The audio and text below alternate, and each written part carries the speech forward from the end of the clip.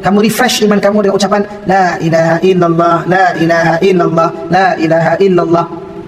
Hari ini orang kita menterjemahkan kalimah la ilaha illallah, tiada ilaha Tuhan, illallah melainkan Allah. Tapi tuan-tuan yang dah belajar kat masjid, ilah ni 99 nama Allah dalam rantaian Asmaul Husna, itulah ilah. La ilaha illallah bermaksud tiada memberi rezeki melainkan Allah. La ilaha illallah bermaksud tiada menyembuhkan melainkan Allah. La ilaha illallah bermaksud tiada menyayangi melainkan Allah. La ilaha illallah bermaksud tiada memberi jalan keluar bagi masalah melainkan Allah. La ilaha illallah bermaksud tiada segala-gala melainkan Allah. Dia nafi isbat. Kita nafikan tiada segala-gala illallah.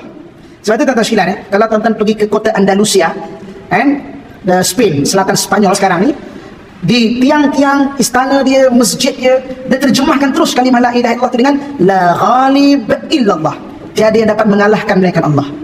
Selagi mana waktu tu tentera, raja-raja dia sentiasa mengingati Allah, maka selagi itu mereka kuat tuan-tuan sekalian.